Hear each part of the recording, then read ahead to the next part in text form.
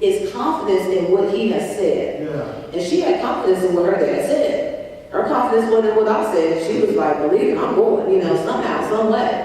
And so it is with us. The gospel of Christ is the power of God unto salvation for everyone who believes. We have to believe. Not just once, but over and over and over and over. Not just once when you first were born again, but continuing to exercise that belief. Yeah. And so, letter B, why can't we have confidence?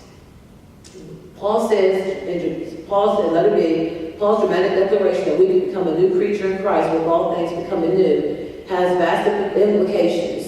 That that is a new creation is our born again spirit. And so, of course, we know that when we were born again, our bodies did not change. Our outward bodies, we didn't change, but it was our spirit that changed. You all can probably relate to when you were first born again, you just felt lighter, you felt free, you weren't, just didn't feel weighted down. Well, nothing outwardly changed, it was our spirit. Our spirit changed, and we were no longer carrying the burden of our sin and our shame and our guilt and all that, because Christ had took all that away. All that was erased, and we were just free to just serve and to love. And you looked at everybody looked different. You just had a whole different outlook on life.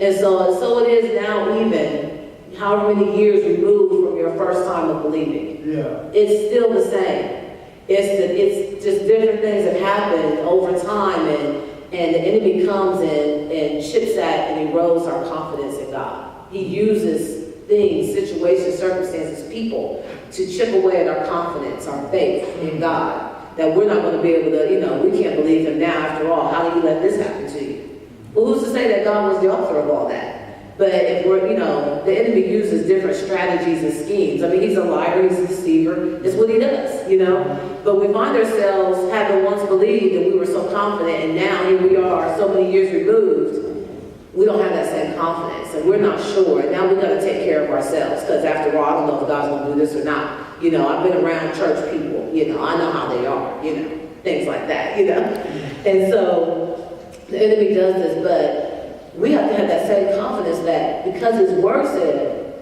that I'm a new creation.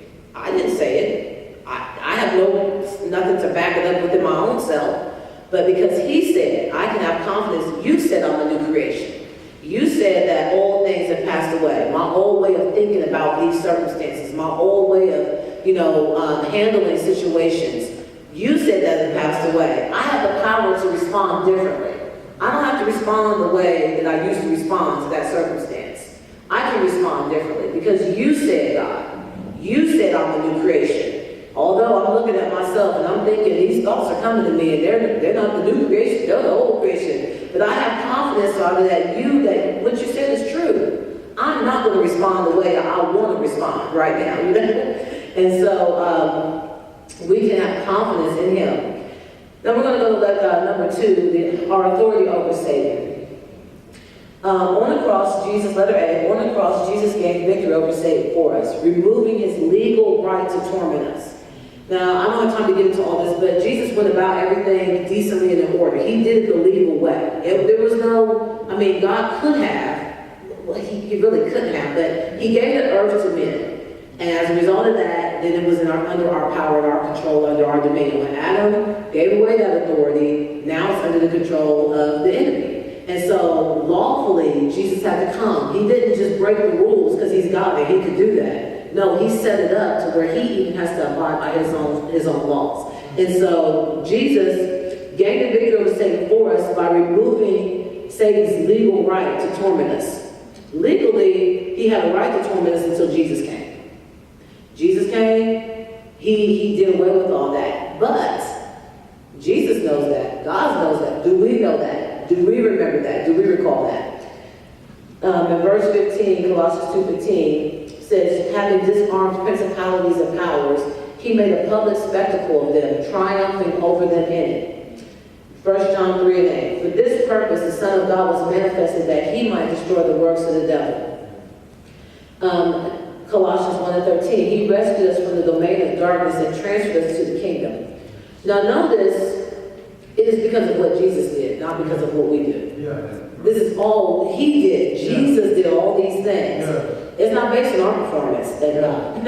But Jesus did all this. He's the one that did and made this way. We have to continually keep our minds renewed to receive it and accept it and acknowledge, and really accept it.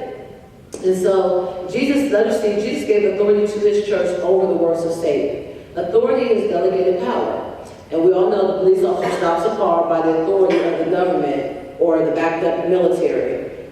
So we know that when they're directing traffic, we're not going to run over that officer and we're not going to ride by him either, because the whole, local authorities will come after us and there's going to be trouble. There's going to be consequences. So we listen. He doesn't have to stop us by physically forcing our car to stop and standing and saying, okay, you won't go no further. He just holds his hand up. And if you do happen to drive by, he just moves over and get on the radio, calling up backup reinforcements. You're not going to get very far. Well, Jesus has given us and transferred that same authority to us, that we don't have to do what Jesus did. We don't have to die on the cross. We don't have to, go through what he did it all. He did those things for us. We have to exercise what he's already done.